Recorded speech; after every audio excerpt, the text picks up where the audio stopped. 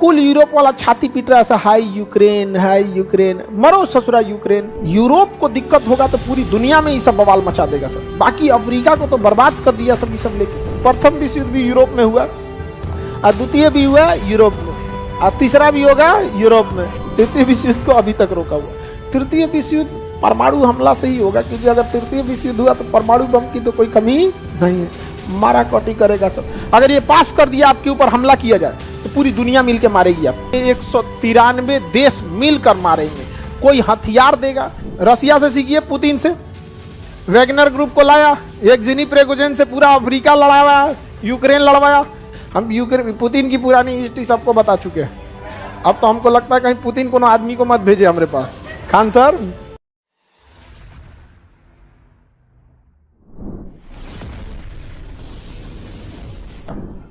प्रथम विश्व युद्ध के बाद, प्रथम विश्व युद्ध जब हुआ ना तो इसे रोकथाम करना भी जरूरी था, क्योंकि लॉस तो सबको हुआ था। इसलिए 10 जनवरी 1920 को लीग ऑफ नेशन बनाया गया था।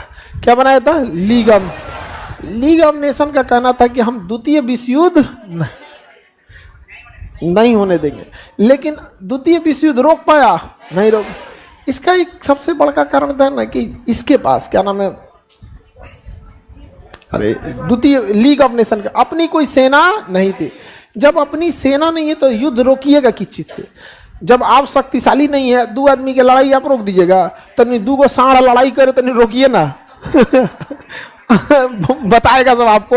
वो दो को लड़ता है सब ना तो किसी को नहीं देखता है सब, कार और उलाट देता है सब, गाड़ी उड़ी कुछ काट देता है सब, बहुत जबरदस्त लड़ाई करता है सब। तो इसके पास अपना ही सेना नहीं थी, जिस वजह से ये द्वितीय विश्व युद्ध को नहीं रोक पाया। और द्वितीय विश्व युद्ध हो गया। फिर द्वितीय विश्व खत्म हुआ तो 24 अक्टूबर 1945 को यूनाइटेड नेशन ऑर्गेनाइजेशन बनाया गया, और इसमें कहा गया कि जो जो इसका सदस्य रहेगा वह अपनी सेना का कुछ हिस्सा इसमें देगा, ताकि विश्व में शांति लाया जा सके, विश्व में शांति लाया जा सके। अब इन दोनों ही मामले में अमेरिका चाहता था कि लीग ऑफ नेशन अमेरिका के हिसाब से काम करे। अब लीग ऑफ नेशन तो रहा ही नहीं, लेकिन लीग ऑफ नेशन के संस्थापक थे यहाँ के ये वुडरो विल्सन, अमेरिकी राष्ट्रपति वुडरो विल्सन। लेकिन लीग ऑफ नेशन तो सक्सेस हुआ ही नहीं। अभी कौन चल रहा है? यूएनओ की स्थापना की है अमेरिका के राष्ट्रपति Roosevelt, British prime minister Winston Churchill, और रूस के उस समय के राष्ट्रपति स्टालिन। कौन थे? स्टालिन। 3 लोगों ने किया। और यूएनओ को इस तरह से डिजाइन किया ना कि सारी शक्तियां इन्हीं लोगों के पास रह गई। सारी शक्तियां किसके पास आ गई? इन्हीं के पास। अब यूएनओ इन्हीं के हिसाब से काम करता है। अब जैसे देखिए अफगानिस्तान में हुआ, सब आ गया, सब अफगानिस्तान को चौपट करके चल गया। इराक से हमें अच्छा मात्रा में पेट्रोलियम मिलता था। इराक में हमारे लोग काम करते थे। इराक को सामान खरीदना होता था ना तो इराक भारत से खरीदता था। अलग बात है कि इराक पाकिस्तान को भी सपोर्ट करता था। तो अंतर्राष्ट्रीय चीज़ों में सपोर्ट करना अलग बात है। हमारा इंटरेस्ट होना चाहिए, हमें फायदा किधर से। मार के रद्द कर दिया से इराक को, तबाह कर दिया से कि नहीं कर दिया से? यूएनओ कुछ किया नहीं। अभी देखिए माली में विद्रोह हो रहा है, कोई पूछने वाला नहीं है। अब सूडान में गृह युद्ध चल रहा है, कोई पूछने वाला नहीं। कुल यूरोप वाला छाती पीट रहा है ऐसा, हाय यूक्रेन, मरो ससुरा यूक्रेन। यूरोप को दिक्कत होगा तो पूरी दुनिया में ये सब बवाल मचा देगा सब। बाकी अफ्रीका को तो बर्बाद कर दिया सब ये सब लेके। तो यूएनओ में आज भी किसका दबदबा है? अमेरिका का। तो यूएनओ की स्थापना कब हुई? 24 अक्टूबर 1945। 24 अक्टूबर 1945 किसकी स्थापना हो गई? यूएनओ की स्थापना हो गई। किसी को दिक्कत? 24 अक्टूबर 1945 को हो गई यहाँ पर। अब इसके पास तो अपनी सेना है, अपना पैसा है, इसे खत्म करना आसान नहीं है। और ये तृतीय विश्व युद्ध को रोका हुआ है, अभी तक रोका हुआ है। तृतीय विश्व युद्ध को अभी तक रोका हुआ है। तृतीय विश्व युद्ध परमाणु हमला से ही होगा, क्योंकि अगर तृतीय विश्व युद्ध हुआ तो परमाणु बम की तो कोई कमी नहीं है, मारा कटी करेगा सब। प्रथम विश्व युद्ध भी यूरोप में हुआ, और द्वितीय भी हुआ यूरोप में, और तीसरा भी होगा यूरोप में। और कहते हैं कि यूरोप वाले बहुत सभ्य हैं। अरे सोचा तो नहीं, कौन सी का सभ्य है सब तुम। यूएनओ का मुख्यालय कहाँ है? न्यूयॉर्क में। यूएनओ का मुख्यालय 24 अक्टूबर 1945। यूएनओ जो है ना, ये पूरी दुनिया में ऑर्गेनाइजेशन में इसका मुख्य काम है क्या की रोकना, तृतीय विश्व युद्ध रोकना। हालांकि इसके बहुत सारे संगठन है। एक है इसका जनरल असेंबली, जिसे कहते हैं महासभा, जनरल असेंबली या महासभा। महासभा में इसमें वर्तमान में 193 देश हैं। महासभा में कितने देश है? 193 देश हैं सब। किसमें? यूएनओ के महासभा में। जो भी नया सदस्य बनता है किसमें चला जाता है? महासभा में। महासभा का अध्यक्ष 1 साल के लिए होता है। महासभा का अध्यक्ष कितने साल के लिए? 1 साल। अब यूएनओ की देख रेख जो होती है, इतने लोगों का किस ऑफिस में क्या काम है क्या नहीं काम है, वो सचिवालय करता है। क्या करता है? सचिवालय। सचिवालय का जो महासचिव होता है वो 5 साल के लिए होता है। वर्तमान में पुर्तगाल के मंत्री थे एंटोनियो गुटेरस। ये क्या है? महासचिव, यूएनओ के महासचिव। जवाहरलाल नेहरू जो चाहते थे कि जब वो प्रधानमंत्री का 2 कार्यकाल पूरा कर ले तो यूएनओ के क्या बन जाए? महासचिव। इसलिए पूरी दुनिया में अहिंसा का ढिढोरा पीट रहे थे। अच्छा, आप भले नेहरू को कुछ भी कह दें, आज भी हमारे प्रधानमंत्री पिछले 10 साल रहे थे मनमोहन सिंह, और वर्तमान में मोदी जी। आप गौर कीजिएगा, इन लोगों का भी रुख चाइना के प्रति बहुत नरम होता है। उस समय भी होता था। तो उस समय जवाहरलाल नेहरू के समय तो औरों कुछ नहीं था टेक्नोलॉजी। आज तो हम लोग के पास दुनिया भर की टेक्नोलॉजी है। आज अगर बोल दीजिएगा कि चाइना के प्रति एक्शन लीजिए तो गवर्नमेंट एक्शन नहीं लेगी, बल्कि आप ही को समझाने लगेगी, व्यापार रुक जाएगा, ई हो जाएगा। अरे भैया, हम किसी से लड़ेंगे तो कोई ना कोई दिक्कत होगा। हम मार करने के लिए थोड़े कर रहे हैं। चाइनीज कंपनियों को सीधा बैन लगाइए कि ये प्रोडक्शन भारत में कीजिए, और नहीं तो नहीं लाने देंगे हम आपको। बहुत तरीका होता है ना। आप लीगली नहीं रोक सकते हैं। पूरी दुनिया कहेगी काहे रोक रहे हो? बंदरगाह पे रोक दो, जहाजिया को क्लियरेंस से मत दो कि खड़े रहो। जैसे पटना जंक्शन का स्टेशन मास्टर सोच लेगी राजधानी को आज लगने नहीं देंगे, दानापुर में खड़ा करेगा 3 दिन। कुल नेता उतर के गरियाएगा, सब राजधानी दानापुर में खड़ा कर दिया, हम पैदल जैतो यहाँ पे लगा लेंगे। और उसके पास लीगली इलीगलिटी की कोई बातें नहीं है। वो कह देगा प्लेटफॉर्म में खाली नहीं था, जा प्लेटफॉर्म नंबर 1 2 3 4 सब मालगाड़ी लगा के भर देगा। अब आप बहु 75 तो तरीका होता है, नहीं समझ में आया टॉर्चर करने का। तो यूएनओ में ना हम लोग भले नेहरू को कुछ भी बोले, अभी भी हमारे प्रधानमंत्री हो गए या कोई भी हो गए, चाइना के प्रति सख्त रुख नहीं अपनाते हैं। और हम लोग तो आधा चाइनीज सामान यूज कर रहे हैं कि नहीं कर रहे हैं। उसके इंजीनियर वगैरह भी सब चीज़ एकदम वो देखते हैं कि कस्टमर को क्या चाहिए। और हमारे यहाँ जो चीज चल रहा है, कोई नहीं दिखता है। यहाँ पे चल रहा है। बिहार में एगो लिट्टी का दुकान खोलेगा, बगल में एगो और लिट्टी का खोल देगा। एगो बर्गर का चल गया, चाउमीन बर्गर, तो एगो और खोल देगा चाउमीन बर्गर। रूट लेवल से देखिए आप, रूट लेवल से 50 ठो फास्ट फूड के आइटम्स हो सकते हैं। जाके दिल्ली, कलकत्ता, मुंबई देखो क्या चीज़ है, वहाँ ले आके इंट्रोड्यूस कर दो, धीरे धीरे चलने लगेगा। यहाँ पे भी जैसे दिल्ली में छोला कुलचा, यहाँ खोजते रह जाओगे नहीं मिलेगा, नहीं मिले। ऐसा थोड़ी कि पटना इतनी लाखों की आबादी में उसका एगो ठेला वाले का छोला कुलचा नहीं चलेगा। लेकिन ना हमरा का जरूरत है, लिट्टी चल रहा है ना, हम वो लिट्टी सेकेंगे। वहां दिल्ली में सब चीज चलता है, हर चीज। आप पोहा खोज रही है तुम, यहाँ बहुत खाने में यू है पोहा वगैरह। यहाँ पोहा बहुत कम में मिलता है, बहुत कम मिलता है। तो हमारी मेंटेलिटी देख रहे हैं कैसी है, जो चीज चल रहा है वही चल। और चाइना हर चीज नया नया इनोवेशन कर रहा, तो हमारी चाइना के आगे थोड़ी सी कमजोर हो जाते हैं। तो यूएनओ का सबसे बड़ा संगठन, इसे विश्व का संसद कहा जाता है, क्योंकि जब इसकी बैठक होती है ना तो पूरी दुनिया का राष्ट्राध्यक्ष पहुंचता है। मोदी जी भी पहुंचेंगे सब। अब सोचिए G20 में 20 को पहुंचा था सब, क्या हाल हुआ था। दिल्ली बंद कर दिया गया था वो एरिया में। और सोचिए जब यूएनओ की बैठक न्यूयॉर्क में होती होगी, पूरी दुनिया का पहुंचता है सब। कहां पर? यूएनओ में। और कहीं जो आतंकवादिया सब अगर ये आतंकवादी सब वहां कोई हमला कर दिया, सब भयंकर बवाल हो जाएगा। इसलिए भारत इसकी अध्यक्षता नहीं करे। भाई अमेरिका तुम ही बवाल लेके रखे रहो। अरे बाप रे बाप, क्या होगा क्या नहीं होगा कोई जान रहा है जी यहाँ पर। पूरा न्यूयॉर्क का वो मैनहट्टन आइलैंड बंद कर दिया जाता है, वहां कोई नहीं जाएगा। वो एक द्वीप है बड़ा सा मैनहट्टन आइलैंड, बंदे कर दिया जाता है वहां पे कि कोई नहीं जाएगा इस पे। केवल कौन जाएगा? यही सब पूरी दुनिया का बवालिया है सब। 193 देश का राष्ट्रीय अध्यक्ष और लगभग जितने देश हैं सबका एक जहाज तो कंफर्म जाएगा। अब बड़का देश वाला बवालिया से 2-2 3-3 को ले आता है, मोदी जी एक को जहाज लेके जाते हैं।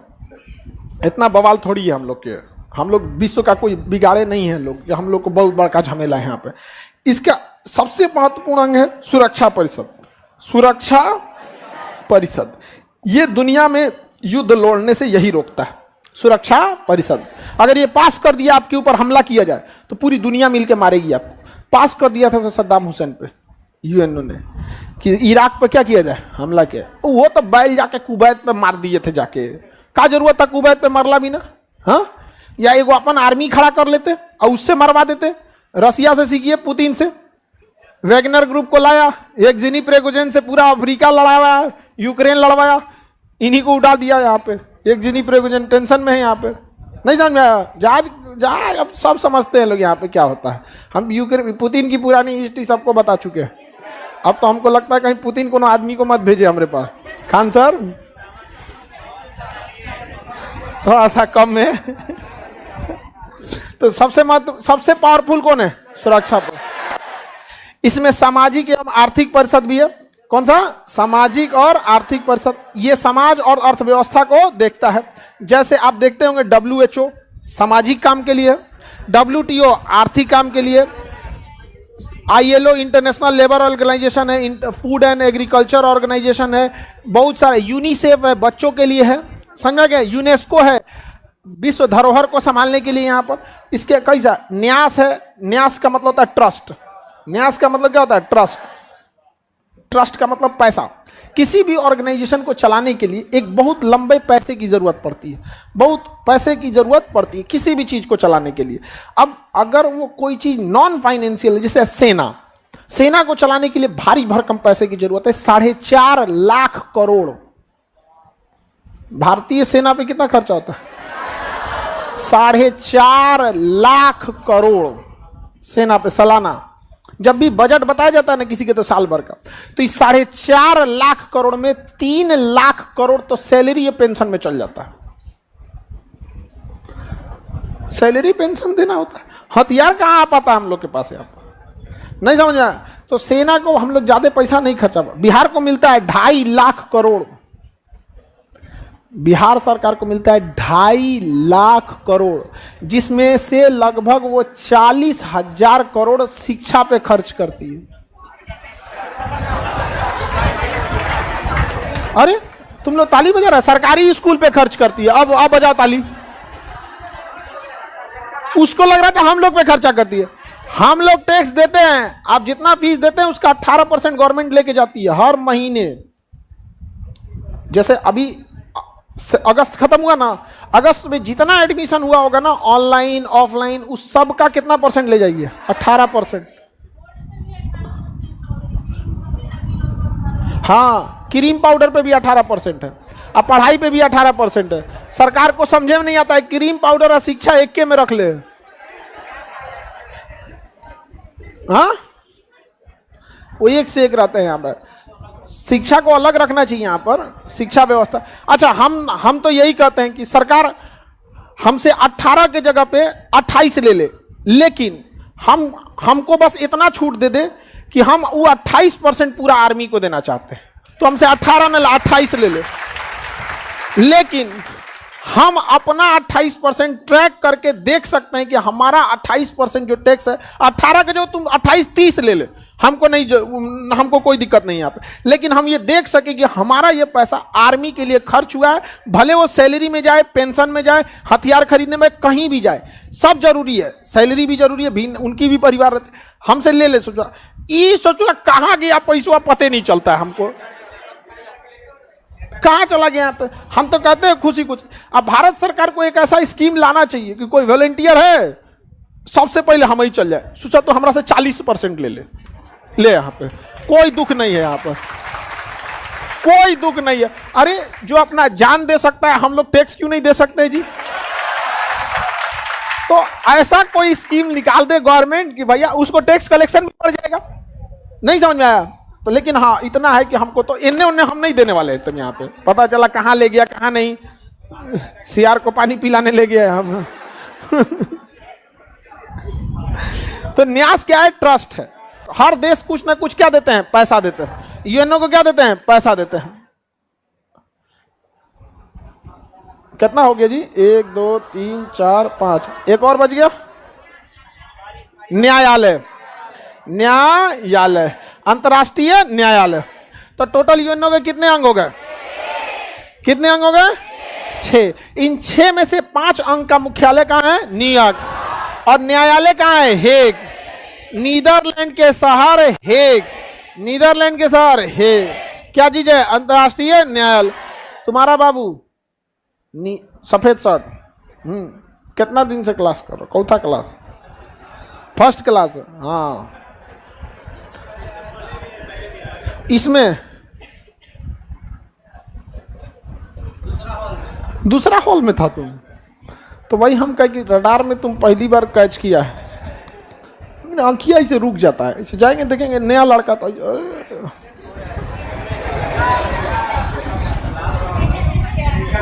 चलिए आगे देखते हैं। तो यूएनओ के 6 अंग में से कितना अंग यहाँ पे है? एक में एक, अब बाकी 5 अंग कहाँ हैं? तो बताइए यूएनओ में कितने अंग? यूएनओ में कितने अंग? 6। किसी को दिक्कत? यूएनओ के 6 अंग में सबसे पावरफुल है सुरक्षा परिषद। सबसे पावरफुल है सुरक्षा। अगर सुरक्षा परिषद पास कर दिया कि इस पर हमला करना है, तो पूरी दुनिया में 193 देश मिलकर मारेंगे। कोई हथियार देगा, कोई पैसा देगा, कोई सेना देगा, कोई हेलीकॉप्टर देगा, हर चीज की जरूरत, कोई सब खाना देगा। कोई जरूरी नहीं कोई सैनिक नहीं दे सकता, खाना दे दो, समझ में आ गया। लेकिन तो 193 देश मिलकर जिसको मारेंगे, तबाह हो जाएगा। यहाँ समझ में आ गया कि नहीं आ गया? यूएनओ में सुरक्षा परिषद सबसे महत्वपूर्ण कौन सा? सुरक्षा परिषद। अच्छा, सुरक्षा परिषद रक्षा भी करता है सबकी।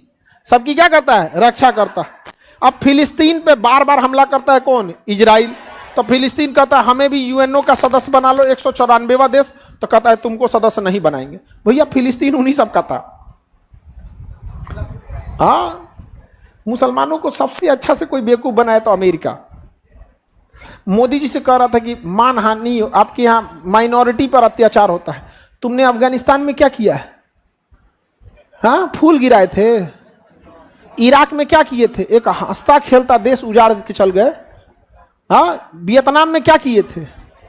नहीं, देखिए माइनॉरिटी की बात कर रहा था, वो माइनॉरिटी की, तो हम बस माइनॉरिटी की ले रहे हैं यहाँ पे। बताओ इराक में क्या किया, लीबिया में क्या किया, फिलिस्तीन गायब कर दिया, सीरिया में क्या करके रख दिया यहाँ पर। समझ रहे हैं आप? तो नहीं हमारा आगे बोले लोग ना, कोई मुंह नोच ले यहाँ पे।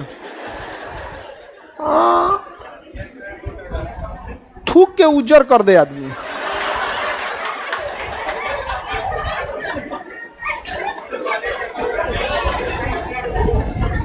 बात करता हमारे देश को आगे बोलता है, बदनाम करके रखे हैं आप। उसको पता नहीं है जो जितना बदनाम हुआ है उसका उतना नाम हुआ। हम लोग को बदनाम करेंगे। यूनान मिस्र रोमा सब लूट गए जहां से, लेकिन मगर है बाकी नामो निशा हमारा। हम मिस्र कहाँ जाने कहाँ चल गए, यहाँ पे सिकंदर का मैसिडोनिया बर्बाद हो गया। हम लोग को कोई बर्बाद करके दिखा दे।